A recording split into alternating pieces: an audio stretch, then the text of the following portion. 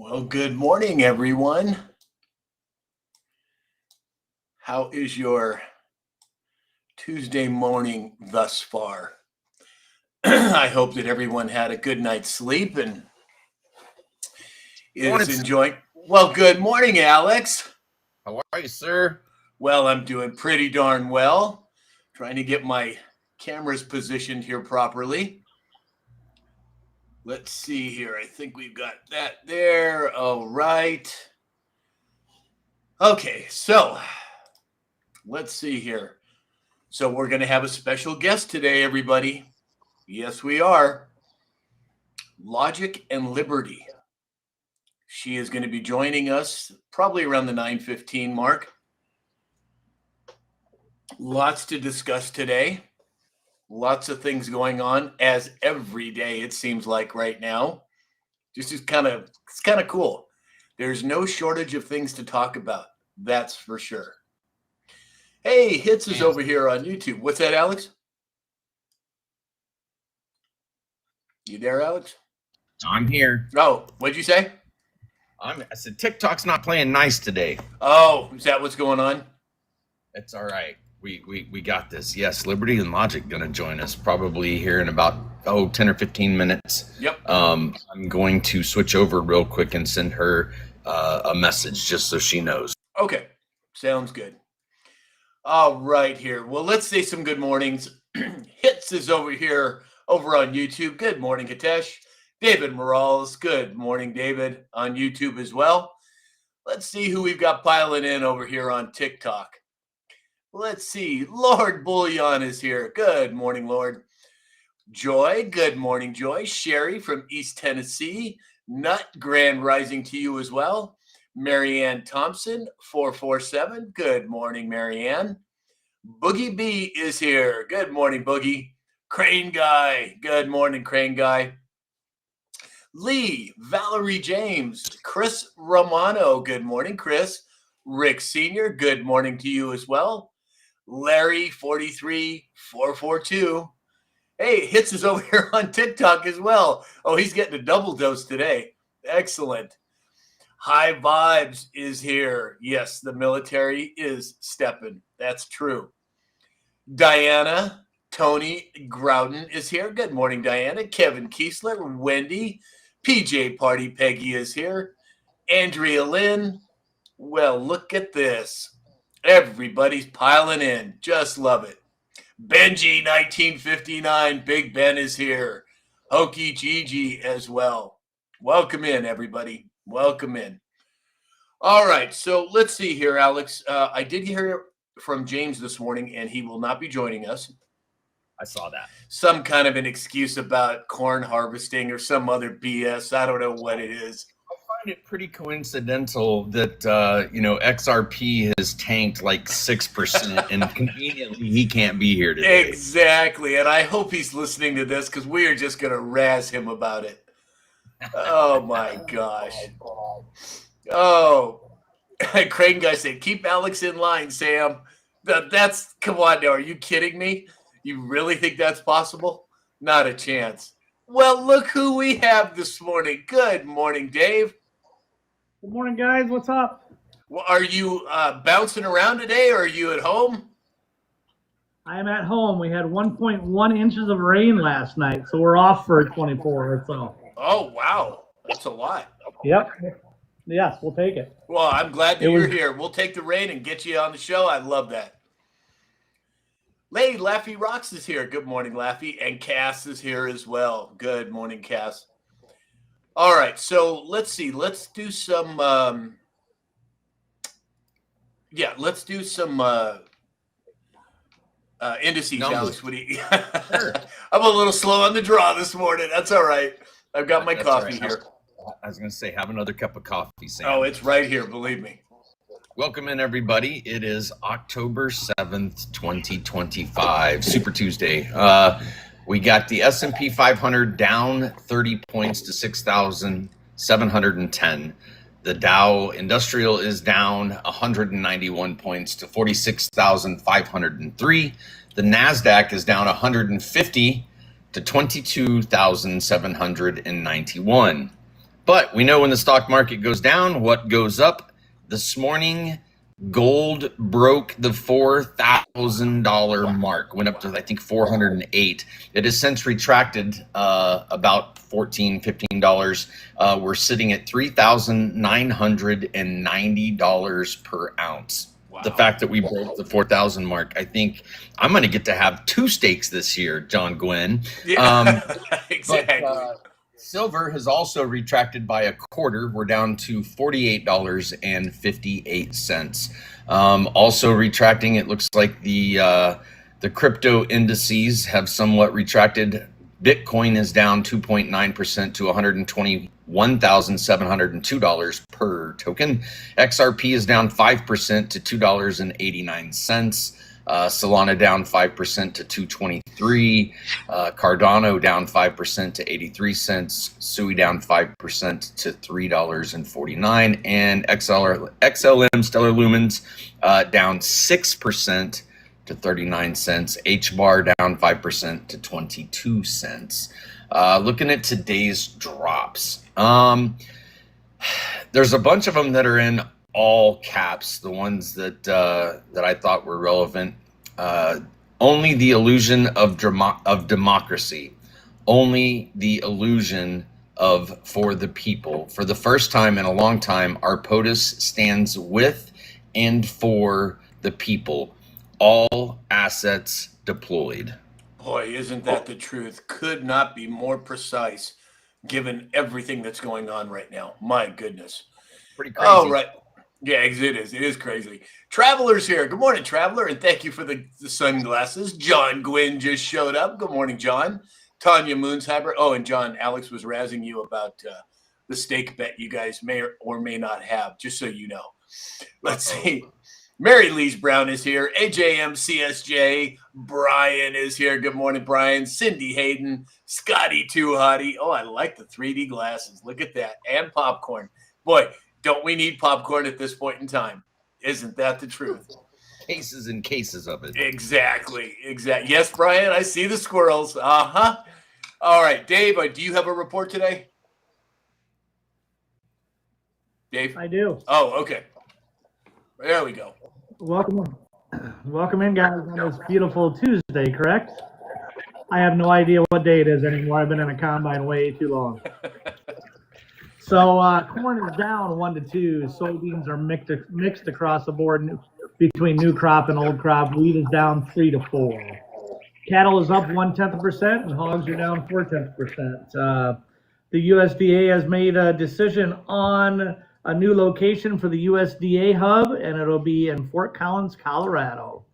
So that should impact Colorado across the board and make it a center for the U.S. on the agricultural side. So exciting news. Excellent. Great. Thank you, Dave. Thank you. And it's so good to have you back. Thanks. Oh, Martini time is here. Larry 43442. Thank you for the gifts. Brian Yeager just showed up. Hey, Brian. B Ravens 2025. Good morning. Good afternoon to you as well. So there was a question in the chat, and it was, I'm not sure who it came from. Was it Beaver? No. Oh, boy. I don't know where it went to, but here it is. Larry said, what's the best app to use to buy crypto? Well, there are multiple apps. Swan Bitcoin I use. Also, I do use Coinbase as well and Uphold. But if you're not sure how to go about this, Larry, I would highly suggest you book an appointment with me. Let me walk you through the process so that, it's always best to play it safe and things like that, especially if you're new to it. But those are the ones that I use personally. Pure Blood Holly Johns is here. 307 Patriot from Wyoming is here. Oh, nice hat. I like that. Good morning, Mama Bear and Franny Dragonfly. Good morning, all. Oh, my goodness. All right. Well, let's see here. Going back to Dave's report in Colorado, we do have a guest from Colorado who's ready to come up in the box. Oh, she's ready. Okay, great. Well, let's bring her on. Can you do it, Alex? There we go. I got it. Let's see. Well, good morning, Erin. Good morning. Can you guys hear me okay? Yes, we can hear you and we can see you. How are you this morning? I'm wonderful. How about you? We are doing fantastic. We are so excited to have you on. Thank you for making the time to come and join us on the Daily Dispatch Live. Thank you for having me. Truly Yes, appreciate it. of course, of course. So let's start it off with this. Erin, why don't you tell everybody a little bit about yourself, what you've got going on, what brought you into a place in your life where you decided to get on camera and speak your mind? Yeah. So, I mean, we can go way back. I'll be quick about it, though. I'm pretty short-winded. Take your time. Take your time. I started into political content right around the COVID days. So after the Biden election and when the Biden administration took office, I put out a video. I had no idea what that would lead to, but it basically was saying, let's get out and have our voices heard. If we're unhappy with the tone of this administration, let's activate. And that video went viral. And I founded a nationwide grassroots movement called Freedom 515. And we hosted 42 protests nationwide on May 15th, 2021. And then I also organized a nationwide school walkout protesting the mask mandates in our schools. That was picked up by Moms for Liberty. Media Matters wrote a hit piece about me coming from all of that. It read more like a resume, to be honest. I was proud of that. Yeah. And then took a couple years off, kind of burned myself out. Grassroots it's a lot of work, and I have two small kids. So in the last year or so, I started hosting live debates, political debate live streams. They seemed to go really well. People resonated with them. That led to other opportunities within my state GOP and getting involved in my state politics. And now I've launched a podcast because I really want to be able to bring back common sense politics, put liberty first, tell people and help people get involved however they can and give them the resources to and have really good conversations with people who are liberty first across the political spectrum. So that's what I'm doing now. Wow. Well, congratulations and hats off to you, Erin. There are so many of us that need direction, that need to have a voice in today's political climate, especially with this whole geopolitical nonsense that we're seeing across the board. And my hat's off to you. I'm so proud of you without sounding too old, but I want to say I'm proud of what you're doing. That's great. Thank you. I appreciate it. I think it's so important. And, you know, the conservatives can't back down now. We tend to win an election and then we retreat, right? We're like, oh, we showed up for the presidential election. Our work is done. Not at all. Our school boards are a disaster nationwide. If you are not paying attention and getting involved in those races, shame on you. But we need to start to plug back into local politics. You know, ever since the Great Depression, we've just completely walked away from it. And if you want to talk about what has the largest impact on your day-to-day life, it's going to be your local and state politics. You know, it's funny you say that because General Flynn, one of his favorite sayings is local action equals national impact. And I think what you're saying is exactly what he's saying. And 100% I agree. Alex, did you have any questions for Erin before we kind of get going here? I don't, Erin. We typically kind of roll through some news topics. You're welcome to stay with us. I would like for you to share with everybody where they can find you on the different socials. I know you just started a podcast, and I was excited to, hopefully get you some more viewers for that. Thank you. I appreciate it. Yeah, my podcast is Liberty Legion. You can find it on Apple, Spotify, Amazon, YouTube as well. Again, that's Liberty Legion. You can follow me here on TikTok. I host live streams, put out political content, and then I'm also I do quite a bit of posting on X as Logic Lives is my tag over there. Okay, wonderful. So thank you for that. I would just add that if you guys aren't familiar with Liberty, which I know several of you are, much like Sam, she is extremely well-rounded and very level-headed. She does not let the left push the buttons. She comes with receipts and is prepared to have conversations that a lot of people, shy away from because it gets difficult when they're screaming and yelling and calling names and my feelings are hurt.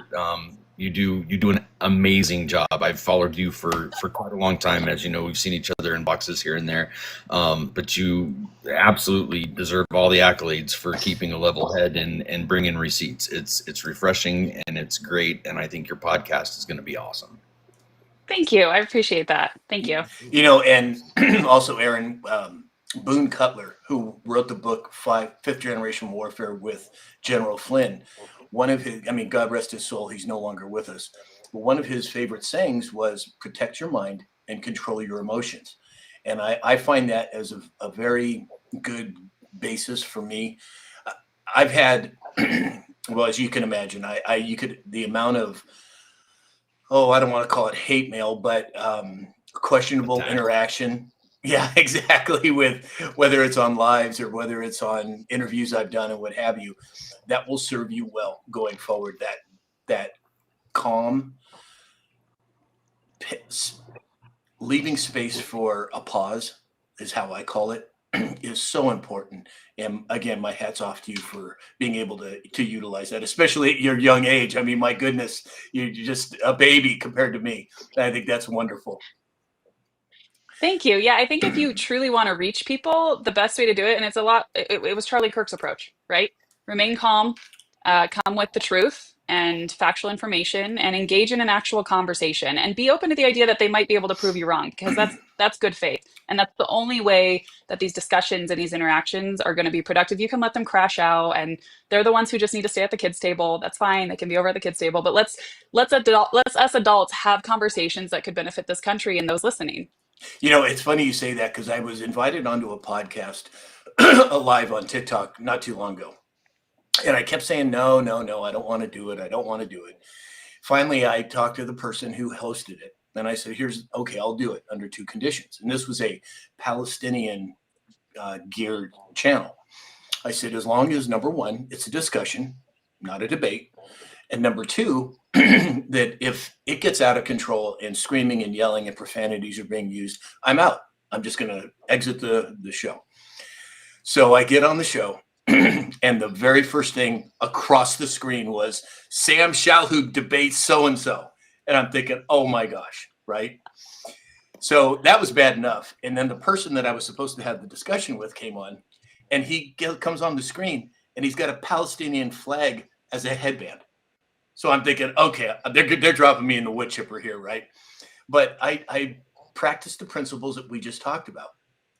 And every time he tried to trigger me, I just wouldn't allow it to happen.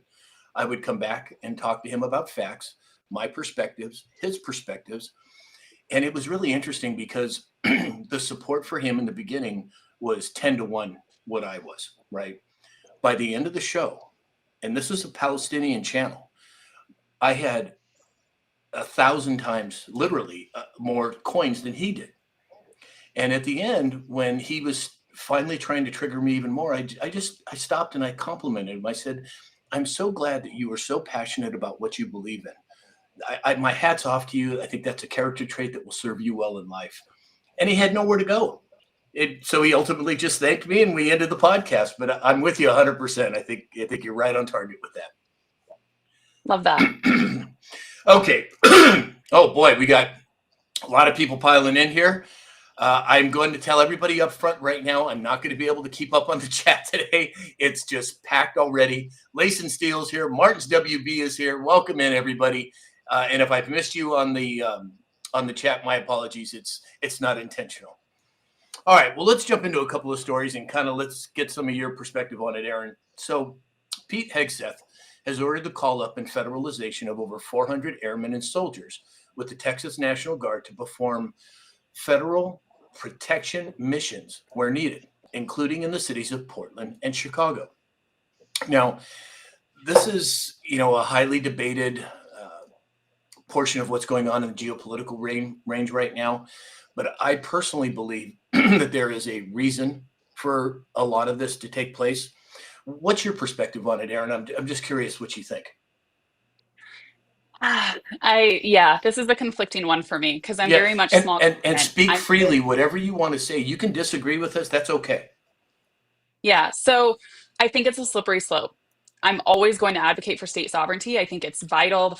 Our founding fathers recognize that. They actually would be appalled at how big the federal government has gotten, if we're being honest with ourselves. And I also, on the flip side, I understand that we have federal agents who are there to do a job. And if the state is interfering and not allowing these agents to do that job safely, what is the solution then? What do we do there, right? We know that there is high level of protest. I don't know if you guys watched Benny Johnson recently went out with Kristi Noem, and it was insane to see the level of protesters and that shields are being handed out the night before they're set to go out. So I understand the concerns there. The thing that worries me is if we do this hastily and we do this out of an emotional or, urgent place, the military could overstep. And again, that's a very thin line to start interfering with state sovereignty and start performing law enforcement type activities or infringing on US citizens' rights. So I'm not opposed to it. I think there is a level of authority for the president to do this to protect federal property and protect federal agents. It has to be done very methodically and very carefully for me to be on board. And that's probably my main hesitation right now is, can that be done? Because we know all eyes are on this administration and will be on these operations. And, this will be a test for Hegseth, to be honest. And can he keep these guys in line and within their authority? Right. Alex? Well, I 100% agree with what you're saying. And I believe that it is methodical. And I think the left is out there screaming tyrants and martial law, but I don't think they really understand what martial law looks like versus what is methodically, in my opinion, happening right now, where he is bringing in then simply to protect the federal assets in one aspect. But we talked about this on yesterday's show. How many times throughout the United States history have we deployed assets to quell a riot? 92 with Rodney King, right? Like, things were out of control.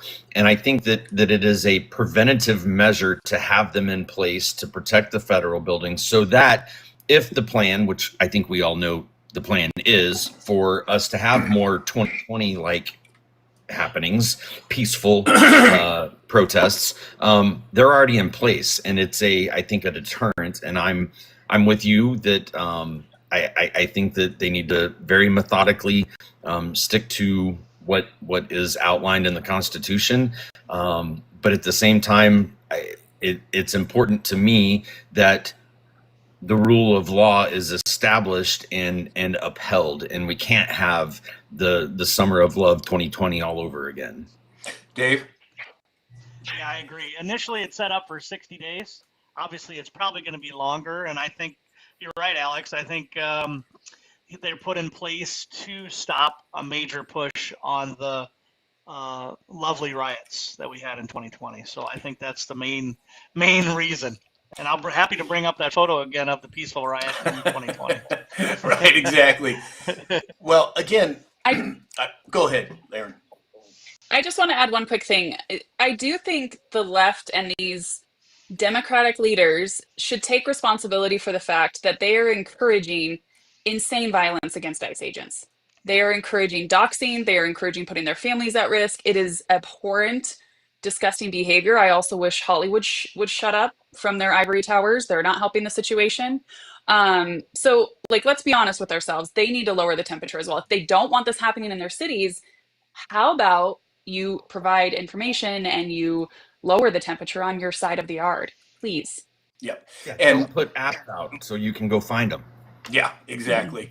And, one of the arguments, I'm here in Los Angeles, California, Aaron, and I'm in the belly of the beast, yes, but I have lots of friends that are in the entertainment industry, people that if I said their name, you would know who they are. They're actors and actresses, and a lot of them are conservative, but they're not willing to come forward and say that because they're afraid it's going to compromise their career. And I understand that. But here in California, there's a lot of talk about posse comitatus and how the president has overstepped his bounds. Well, there's two things that I would bring up to that. Number one, posse comitatus is subjugated under two conditions. Number one, that we're in a state of war, right? How many times has President Trump said, I'm a wartime president? How many times has Speaker Johnson said, I'm a wartime speaker? So that's number one. Number two is if the Insurrection Act has already been enacted, unbeknownst to the majority of the population, it would immediately dismiss any posse comitatus. Now, I don't want to get into a big rabbit hole with that, but I just think it's something that people should be aware of because we don't really know what is happening behind the scenes. And I think there's a heck of a lot happening behind the scenes. All right, so let's move on. So the French Prime Minister, Sébastien Lecornu, I'm sure I butchered that name, resigned Monday, just hours after he unveiled his new cabinet. Now, we're seeing massive changes and massive happenings here in America, but it's happening all around the globe. Alex, what are your thoughts? It's happening all around the globe. I mean, that says it all, right? I think that there is a concerted effort from the average person around the world to say local action is going to equal some national impact, right? And it's this has been brewing. We've talked about this many times. This has been brewing for a very long time, and with the slow demise of the mockingbird media repeating the same narrative over and over, and the creation of long form podcasts where we can get information directly from sources, we can go do our own research. It just lends to what we're seeing around the world, where people are waking up and saying, what you've been telling me is not the truth. Right, exactly. Dave? Well, how long ago was it they just had a budget crisis or a collapse of the economy? Correct. Mm-hmm. So obviously, everything's fallen in line and brought to the forefront. Right. Aaron, any thoughts? It's really interesting what's happening in Europe. I have my eyes probably most closely on the UK, just because I'm waiting for the people to finally take their government back, not in a violent way, but just with lawful and peaceful means. Kick him out, because Keir Starmer's crazy. It's going downhill, and we all know that once free speech falls, it's a scary route to go down. Yeah, 100%. I agree. Hey, Doug Rice is here over on YouTube. Hey, Dub. Skippy is here. And of course, Ozzy Crosby, Richard Pacente over on YouTube, Kathleen Paschke on Facebook. Good morning, all. Welcome in. Just so you all know, we do have a guest with us today, a very well-versed, very intelligent young lady by the name of Erin. She has a channel called Logic and Liberty, and she has just launched a new podcast, and it's on YouTube too, right, Erin? Correct. Yeah. Yep. Okay. Cool. So we'll repeat all the places they can find you later in the show. All right. Well, let's see. So according to Zero Hedge, AMD shares soared after striking a multi-billion-dollar chip deal with NVIDIA. Now, let's not forget that apparently Intel and AMD are in talks for Intel to be making chips for AMD. Alex, you're the tech expert. What do you make of this move? There's a lot of moves happening in the IT world, consolidations and AI brings a whole new level of technology, and those that are ahead in the race are the ones at the end that will survive. So I think a lot of what we're seeing around the IT space is strategic positioning to have the resources. So, I mean, AI is really in its infancy, right? When we get to a 5-10 year mark down the road, if you look at the last 50 years and how technology, for 70 plus years, it was a pretty slow grade. And then we start hitting mid 80s and 90s, and now it's straight up. So I think that's a big reason that we're seeing what we're seeing in the partnerships, the development of new technologies is driving that heavily. Right. Now, Aaron, do you follow technology much at all? And if so, what do you make of this? Not as closely. Obviously, I've been paying attention to the TikTok purchase. I'm curious what ramifications that'll have. But also, I obviously have been paying attention to OpenAI. It'll be interesting to see how the government navigates this and navigates regulation around AI. I think that's going to be a big portion of what we're going to see within government and government focus over the next decade. But as far as the moves, I mean, obviously I know that Intel purchased from the government, but and NVIDIA has made a massive comeback in the market of late, but that's about all I know.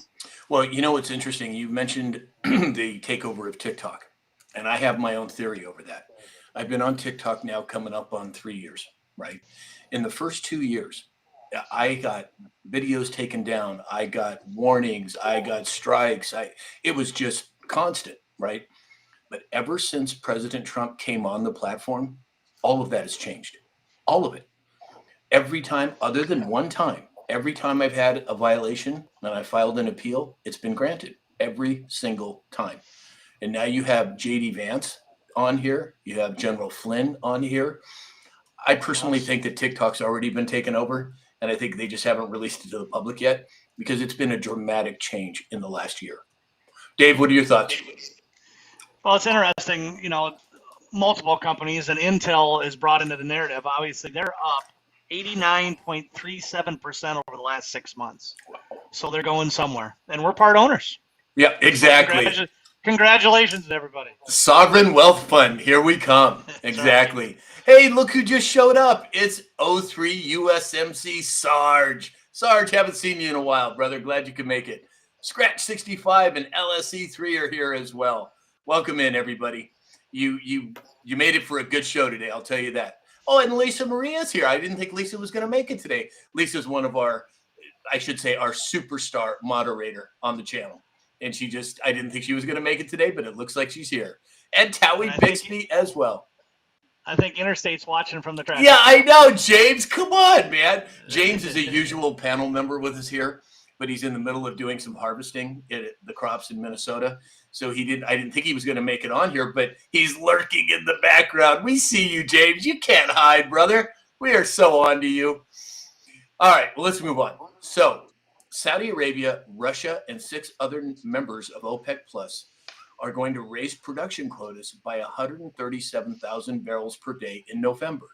Now, on the Daily Dispatch this morning, I asked people to let me know what they're paying for gas for wherever they see the show. And I've been getting responses from all over the country, some in the UK, some in Australia, some in Canada. But this is a significant move, especially here in California. I mean, we spend like $1.50 a gallon. Oh, nice headset. We spend $1.50 a gallon on taxes because of Newsom and the ridiculous laws that he's put in place. We're spending $4.50 a gallon here. So is it President Trump putting a little pressure on OPEC Plus to get the production up, to bring the prices down? Well, I don't know for sure, but Aaron, what do you make of it? It'll be interesting to see. Gas prices have dropped a little bit, but obviously I think we're still probably like $2.90 a gallon here in Colorado, around there. And we produce a lot of gas here in Colorado, or oil, but we'll see. It's interesting to me what the market's done in oil and gas specifically this year, because a lot of the oil and gas companies, the big ones in the US, were expecting a really low year, and it has not materialized. So there might be a little bit of room for them to get a tiny bit squeezed and, for the benefit of the consumer. Right. So we'll see how this plays out with the increased production from OPEC. Yeah. Plus the amount of oil that's being produced here in America now. Drill, baby, drill. Dave, what are your thoughts? It's amazing. Well, it's interesting. We got a viewer and a sometimes panelist comes on as Captain Graybeard out of the Gulf of America. And he said it'd be 6 months until we start seeing those numbers turn around. Obviously, that gives about a 3 to 4 month lead time into Trump's plan and opening up the oil wells. So we should start to be seeing that. One thought process that I would think OPEC doesn't like a lot of us using our oil over here is if they start producing enough more oil, doesn't that lower the overall price of a barrel, which is about $60 a barrel, I think, right, Alex, at this point? 60, 61. If you lower it down below, I believe there's a hedge number that it's profitable and unprofitable for the United States. So it might be a play on their part to get us to slow down on our production, but it'd be interesting to see that. Right. Alex, any thoughts? Well, we're trying to overcome another problem that we haven't brought up, is the fact that our strategic oil reserves were completely depleted under the previous administration, right? Which leaves us in a national security scenario where if all the taps around the world got shut off, we're kind of caught with our pants down. So I think we're trying to play catch up from that perspective. I think that opening up the drilling and things in the States is going to help. But here's an interesting coincidence, this announcement, but what just happened in California, the largest refinery on the West Coast caught fire and exploded. So what's going on in the background? Could be completely unrelated. I know, tinfoil hat, but it does lend a little curious thought around that. But the more we produce, supply and demand, right? The demand is going to continue to increase over time, as it always has. And we're currently playing catch up. So I don't know if it's Trump saying, hey, you guys need to open it up. Is it the other countries saying, we need to open it up so that America doesn't dominate with us doing all the drilling we're doing? I don't know what that looks like. Right. Danny AT over on YouTube said, please send Trump to Europe. We need him here so much. Europe has fallen as well. Boy, isn't that the truth? Trump could make a world tour. Well, he actually already has made a world tour multiple times, but there's a lot more getting released as we move forward. So everybody is giving James a hard time because he's lurking in the background. He's not coming on screen, but we want you to know we love you, James. We miss you. Can't wait till you get done and get back on here with us. All right. So, it's sponsor time, everybody. So, Aaron, we do a quick sponsor announcement halfway through the show. Please bear with us here. Are you okay on time? Can you stick with us? Yeah. Oh, okay. Yeah, you're wonderful. fine. Okay, cool. All right. So first up, My Pillow, Mike Lindell. Mike Lindell has sponsored me from the beginning. We've been fighting shoulder to shoulder. If you would like to get an 80% discount on whether it's pillows, bed sheets, slippers, robes, go to Mike. He's fighting hard for the United States of America. He could use our help. Go to mypillow.com or mystore.com. Use the promo code SAM, and you'll get a major discount. Secondly, we have Neil Naturopathic. Dr. Julian Neal is a personal friend of mine. He initially started his practice and created these hair care products for his patients that had cancer. So he made his hair care products with no chemicals, no toxins, and they're the only ones that I know of on the market that are 100% toxin free. Go to Neil Naturopathic, use the code SAM20, that's SAM20, and you'll get 20% off your order. And of course, Dr. Peter Glidden. Dr. Glidden has been on the show multiple times. And for all of you who don't know, Dr. Glidden will be joining us every Friday, at least for 15 or 20 minutes. And it'll be our health and wellness portion of the show. Dr. Glidden's website, if you go to my website, click on the button at the very top right, use the code SAM. You'll have access to his members only website where you can ask him just about any question you can think of when it comes to health and wellness. Alex, what about cybersecurity? risktooltech.com. We help organizations with their cybersecurity footprint, policies, procedures, and employee training on cybersecurity threats. So if you want to lower your cybersecurity threat footprint, risktooltech.com. Excellent. Thank you, Alex. Franny Dragonfly said, we're drinking our tangy tangerine right now. Good job, Franny. Way to go. Way to go. All right, so let's move on. The $1.3 trillion Morgan Stanley has said now Bitcoin is a, quote, scarce asset and it's akin to digital gold. And the firm will allow financial advisors to flexibly allocate cryptocurrency to their portfolios. Alex, pretty big news. What do you think? I don't think it's big news. I think it's the way things are going. 6 months, 9 months, a year ago, they were allowing it, but was only with individuals that had portfolios over the millions of dollars marks, right? Let the good old boys in first. I think it's going to continue to get more and more scarce. That's the way that Bitcoin is designed, right? There's a finite number. There is never going to be any more. As demand increases and then as the price goes up, they kind of continue to snowball with each other. You go back to 2013, it was $100 a coin. Today, it's $121,000 a coin. As demand continues to grow, I think that number is going to go up. James is still going to have to buy me steaks before the end of the year, so it's okay. And just so you know, Aaron, we constantly jab at James. We love him, but we sure give him a hard time every show, especially when he's not here and he can't defend himself. Dave or Aaron, what is your position on cryptocurrency, specifically Bitcoin? Or do you not know much about it? I mean, I don't know. Crypto, I mean, I feel like it's such a vast topic and it's like above my pay grade as far as where I'm typically like law and legislation focused and crypto is a whole nother ballgame. Yeah. But I like Alex said, I don't think it's surprising. A lot of us saw that this was coming and expanding and being welcomed by the financial industry. I don't know what's going to happen with Bitcoin. Are we going to have like a national digital currency, which that's a different conversation for a different day. I know XRP has done well. There's just so much speculation. I hear things from all over. It's like, no, XRP is terrible. No, it's great. Bitcoin's terrible. Bitcoin's great. So I don't have enough time to dive into the intricacies of yeah. So about 5-6 years ago, I spent the better part of 2 years reading, joining communities online, getting my arms around this whole cryptocurrency thing. But there is a difference between Bitcoin cryptocurrency and central bank digital currencies. There's a huge difference. So Yeah. I'm with you. CBDCs, no way.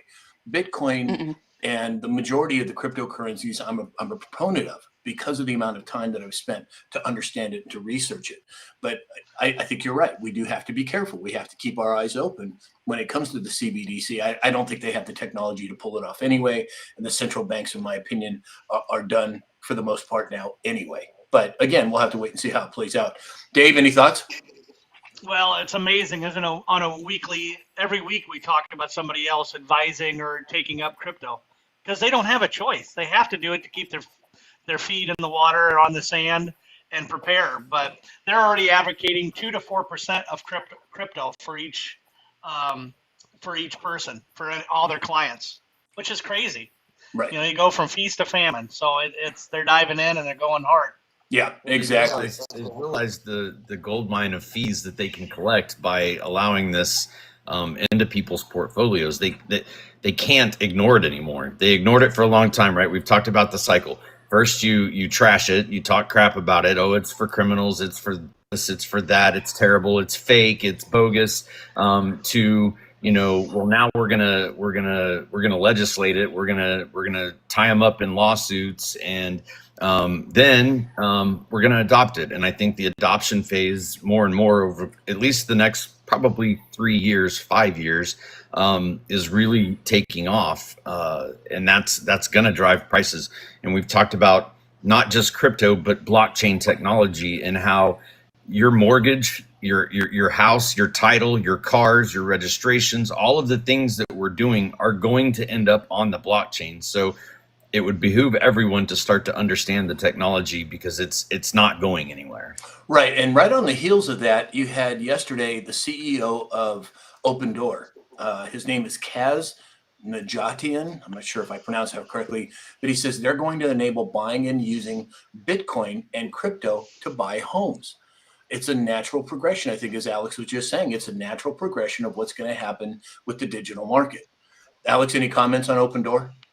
Of course, they're going to allow you to use crypto because they know you're going to give them $100,000 for a house. And in 5 more years, that $100,000 you gave them for the house is going to be worth $500,000. Of course, they're going to let you use crypto. Right. Exactly. Dave, any thoughts? Well, the way Bitcoin's going, it could be a week. Yeah, exactly. On some of the runs, you know what I mean? Exactly. Yeah. What's that, Alex? Settle down, James. Yeah, I know. Gosh, it's too bad James isn't here. Well, it's actually probably good because we get to razz him. He just sent me a screenshot of the chat because we missed his comment in the chat. He said, "I've got your rotten ribeyes, Alex." James, don't lose faith, brother. It could happen overnight. Hang in there, man. Don't so give what you're up. telling me, they're aged ribeyes. Exactly. So, Aaron, James and I have a friendly wager because he thought that XRP was going to go to $1,000 before the end of the year. I was like, I'll take that bet. I love steak. Yeah. And so Yeah, far, XRP's done well. Like, luckily my husband knows the crypto stuff, and we've been happy with our XRP so far. I think 1,000 is quite ambitious of a price by the end of the year. That's such a diplomatic way to put it, Aaron. I love it. Quite ambitious. That's what we should start calling James. Interstate inmate, quite ambitious. There we go. Yeah. Oh, I love it. All right. Well, let's see here. Oh, my goodness. All right. So moving on. Chicago Mayor Brandon Johnson just announced he signed an executive order creating ICE-free zones to ban ICE agents from city property. Aaron, what do you think? Is this going to age well? No, it's not surprising. Like, the Democrats don't have any policies except to, like, what can we do to not do what they're doing or fight what the right is doing? Like, I live in Colorado, so I'm well aware of their tactics. I think it's a lot of theatrics. Yeah, it's funny. You live in Colorado. I lived in Winter Park for a number of years. And, we loved it for the first year or two. It was great. We skied all the time. But after about the 4th year, I was like, I got to get out of here. So I owned a glass company in Colorado.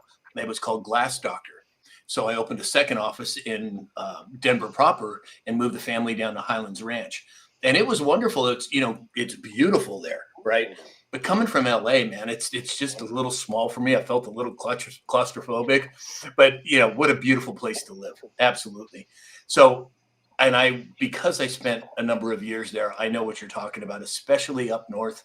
That it's much more, or much less conservative, I guess I should say. Trying to be as diplomatic as possible here, but you got your hands full, just like I do here in Los Angeles. That's for sure.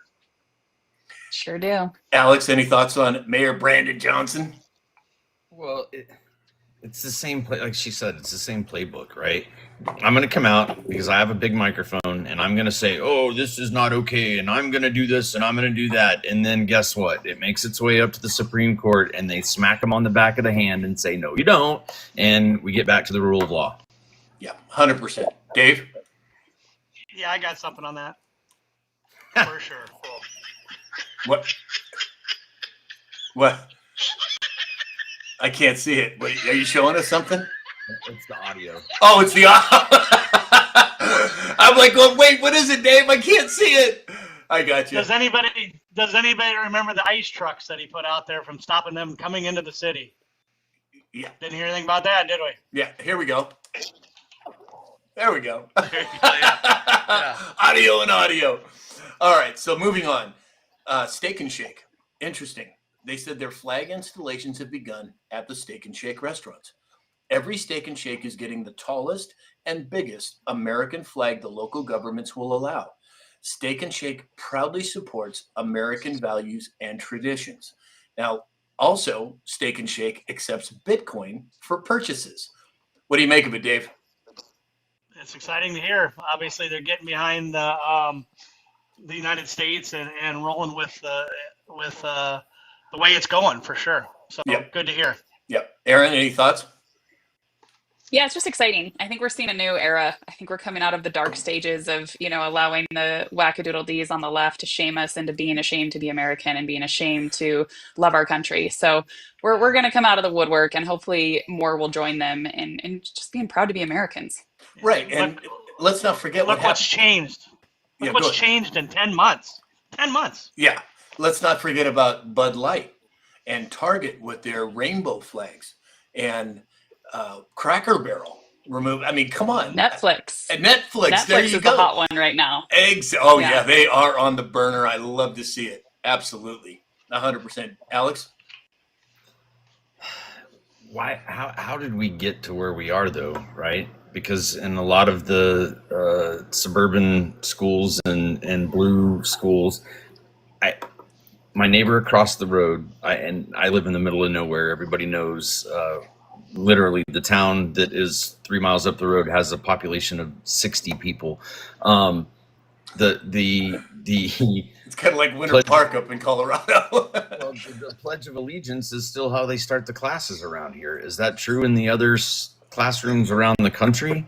I don't think it is. So, the bigger question is, how did we get here? And to see it coming back, having conversations with, as many people as we do, just because of the nature of the show, we're seeing a taking back of patriotism and what the real American history is, not the American fairy tale that has been orchestrated in classrooms, the flags that are in classrooms. Starbucks started the trend of accepting Bitcoin. No surprise that other restaurants and financial institutions and everybody else is getting into the crypto. But I think the real smart move that Steak and Shake has seen, maybe it was from a particular jeans ad, that if you show your patriotism, 79.99% of the counties in this country will support you. Right. And, my perspective has been, and I'd love to hear your thoughts on this, Aaron, but I'm here in the belly of the beast in Los Angeles, and primarily LA is got a lot of entertainment people in it. But as I talk to people, and I was born and raised here in Los Angeles, so I've been here the majority of my life, other than the time I spent in Colorado and a couple of years in Coeur d'Alene, Idaho. But by and far, I would say 75% of people in California are conservative. And like Alex said, we're talking about how many counties voted red in this last election? What do you think, Aaron? Yeah, absolutely. I think it's been a true silent majority for so long. We're seeing Gen Z come out, even in Colorado, register in higher numbers as Republicans than Democrats, which is massive. And that trend's applicable across the country, right? And a big part of it is I think when you have the level of purity tests, nonsense, radicalism, hatred, violence on the left side of the aisle, they have absolutely pushed people over to the right.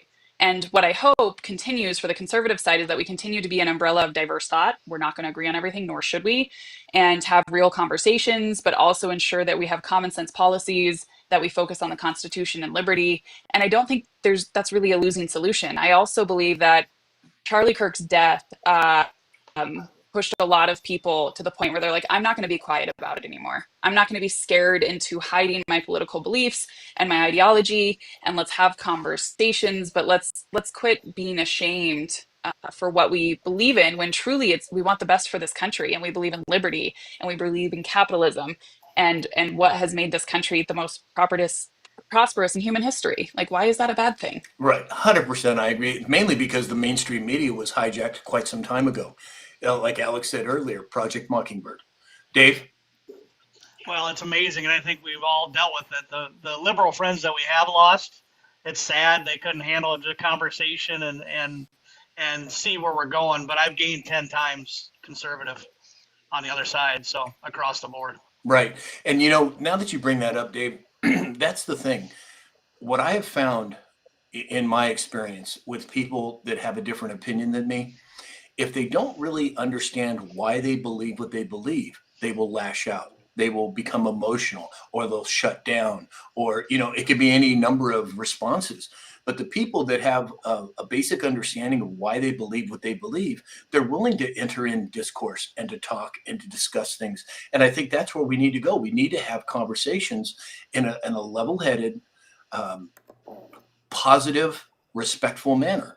And I, again, Aaron, I have to compliment you with your demeanor. You have that to a T. I think that's a wonderful thing. Thank you. I appreciate that. You're welcome, of course. Okay, so let's move on. So Social Security Administration Commissioner Frank Bisignano, I'm not sure if I pronounced that correctly, was named to the newly created position of CEO of the IRS on Monday, making him the latest member of the Trump administration to be put in charge of multiple federal agencies. Now, we already have President Trump. No tax on tips, no tax on Social Security, no tax on overtime. It's my opinion that we're moving towards no federal income tax. I think it's probably already been done in the background, but they haven't rolled it out optically. What are your thoughts, Aaron?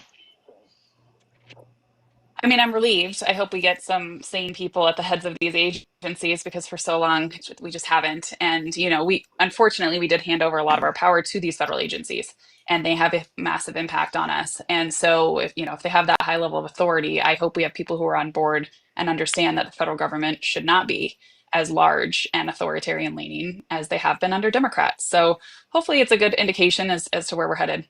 Right. And this all started in 1913 in terms of the Federal Reserve. And if you go back just a little further, what really allowed the 1913 Congress Act to take place was the Act of 1871, when the United States was incorporated. That started this whole ball of wax rolling downhill. Alex, what are your thoughts?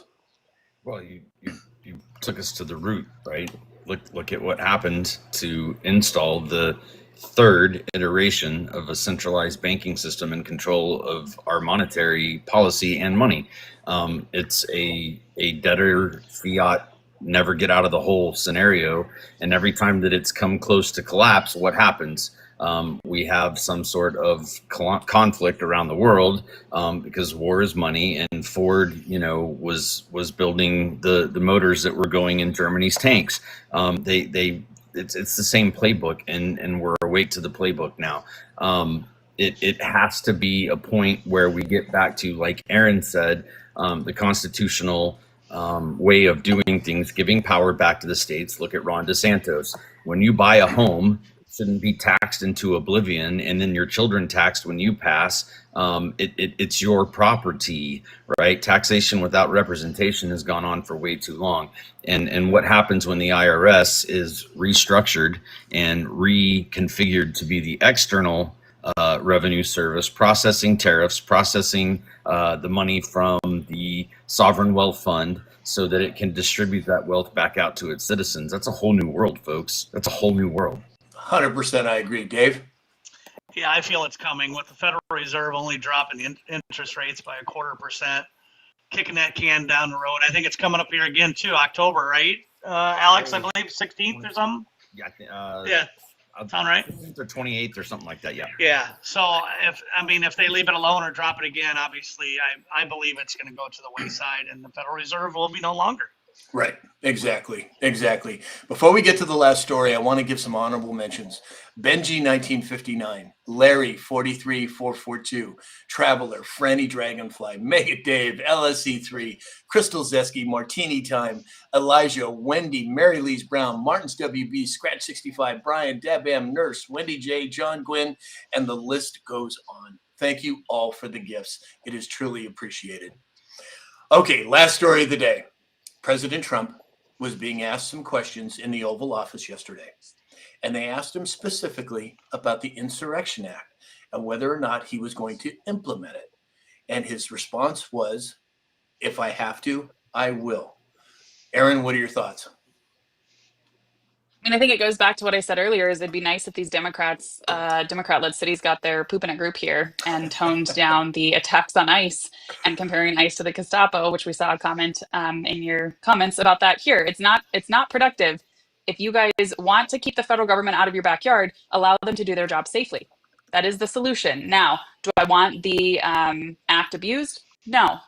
At all. We know this will also get held up in the courts and play out in the courts. So we do have that balance within our system. But yeah, it's a mess. I'm so frustrated with these blue cities that just keep doubling, tripling down to the detriment of what their residents and citizens actually want. Yeah, 100%. Brian said, I love her words. Logic is the best. Absolutely. She's doing a great job. Alex, what are your thoughts? We really need James in here for the James-isms because his 13-letter shit spreader and her poop in a group are just opposite. I know. That was classic. I love that one, Aaron. We talked about this, I think it was yesterday, about how many times throughout the history of our country have we put the Insurrection Act and what was in place and what were the circumstances that led to that. When you look at the 50s and 60s with getting integration into schools, most recently when you look at riots in prisons under was it Nixon in 68, Reagan did it, Bush did it in 92. So this is not the frenzy that the left is trying to whip it into and the media is trying to whip it into. It is a tool to protect the interests and the sovereignty of a constitutional republic. These tools were put in place by our founding fathers. We understand what their vision of government looked like, and we're so far away from that. There has to be some checks and balances. We have to get back to that, because if we don't, we're cooked. We're done. And if you look at over time what's been implemented, it is the blueprint for the Communist Manifesto, and these are the tools to stop that from happening. We've got to. We just personal opinion, but we've got to. Right, Dave. Well, and if you really think about it, maybe this is the reason why to get invoking the Insurrection Act, to bring it into these cities, to control what could happen too, like we talked earlier. And just to remind you of those court cases, Donald Trump is batting 1,000 at those court cases. So exactly. Bring it on. It's interesting how the Supreme Court seems to be siding with President Trump. What is it, 27 out of 29 times? I don't think that's by chance. All right, everybody. Well, that's all we have for today. Aaron, before you leave us, I just want to thank you for coming on. What an absolute blessing it was to have you here. You're sharp. You are intelligent. You are on point. I can't say enough good things about you. Will you please tell everybody where they can find you? Now, you just started a podcast on YouTube, Spotify, and others. Give everybody the rundown so they can follow you on those different platforms, would you? Absolutely. Thank you so much for having me, and for Alex for setting this up. I genuinely appreciate the opportunity. So I am Logic and Liberty on TikTok. I do live streams periodically on here. On X, I'm Logic Lives, which I do a lot of Colorado content as well, trying to expose the insanity there. And my podcast is Liberty Legion. So you can find me on Apple, Spotify, Amazon Podcasts, and Liberty Legion on YouTube. So, and I release an episode every Thursday. Wonderful. I can't wait to watch. All right, we have a special guest, everybody. James just came up. He said, bring me up real quick. Hi, James. Hi, everybody. How's it going? Good. Hey, I just wanted to say I thoroughly enjoyed you, Aaron. You bring a great perspective to the show, and I'm sure Sam would agree that you can come at any time. It would be awesome to have you. Absolutely. 100%. Thank you. I appreciate that. This was fun. I hope that you'll join us again, Aaron. Absolutely. The one thing I need to say to Aaron is I'm not sure if you're familiar with the isms of interstate isms, but the one thing, when you said poop in a group, I was totally on board with you. Exactly. We knew you would be, James. We absolutely knew you would be. All right. I like you already. All right. So everybody, what we do typically, Aaron, at the end of the show is we do final thoughts before we sign off. So James, do you have any final thoughts? I do. Listening to everything that's going on and everything that you guys have said and talked about today, all of it hits home. I've had a little bit of an emotional roller coaster this week, realizing what's going on with the attitudes of farmers. I know that our grain prices are just spiraling to problematic issues for everyone. And so if you can keep the farmer in your prayer, although it's not my job financially to make sure all this stuff floats, it's my job to make it happen, to get from farm field to bin, and to live with the emotions of all the things, whether it's crypto, whether it's your neighbors being upset about whatever. We are on an emotional roller coaster, and Alex does a really good job about talking about meditation, and I think it's imperative that we stay mentally strong. And I for one, I rely on my friends for that, especially Dave. He's pretty good at listening to my shit. 100%. Aaron, final thoughts? Yeah, I'm just grateful for platforms and for what you all do here every day. It's very important. I think a lot of our voices resonate with different people, and the reach is invaluable. And I just want to encourage everyone. We have local races coming up. We have local elections. It is insane, sometimes single digits when you look at mayoral race voter turnout. It's pathetic. So please go vote in your local elections. Please make sure you know what's going on in those school boards, because we need to turn these schools around ASAP. Our kids are suffering. So that's what I'm going to ask. Go door knock, go research, go vote in November. Excellent. Dave? Yeah, great on that. Local is very important, definitely in the school boards, and keep that straight. Keep the furries out of your school, please. Yeah, for sure. Going to be interesting to see. I know a lot more talk on the front side on Alberta and stuff going away in 2026 and separated from Canada. And Trump just happens to be meeting with the Prime Minister today in the office. So we'll see what that brings tonight and tomorrow morning, and look forward to see you guys back tomorrow. Excellent. Alex? I just want to go back real quick to what James said about praying for the farmers. Of all occupations, the self-unalive rate amongst farmers is 50% higher than other occupations. There is incredible financial stress on the farmers for the hundreds of thousands of millions of dollars of equipment and loans and land and the things that go on. So, while everybody thinks, farmers are the reality is they're some of the smartest business people in the world, and understanding what it takes to get things from the field to your table.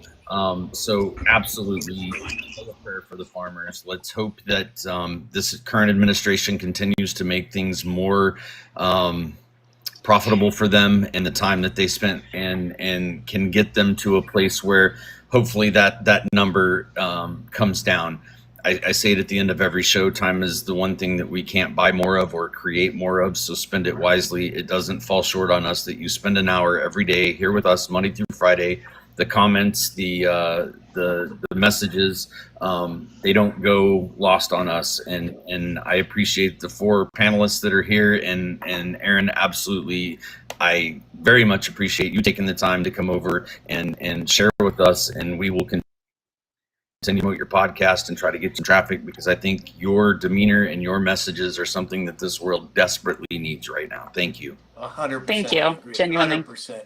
James, Aaron, Dave, and of course, Alex, thank you. And everybody at home, this wouldn't be a show without you. Thank you for your input. Thank you for the respect that you show all of us when we're interacting. We can disagree, but we can do it respectfully and with love. And for that, I am truly grateful. So remember that the best is yet to come. All right, everybody. Have a great day. Everybody on the panel, thank you so much. And we'll see you all tomorrow morning, 9 a.m. Pacific time on all the platforms. Have a great day, everyone. See ya.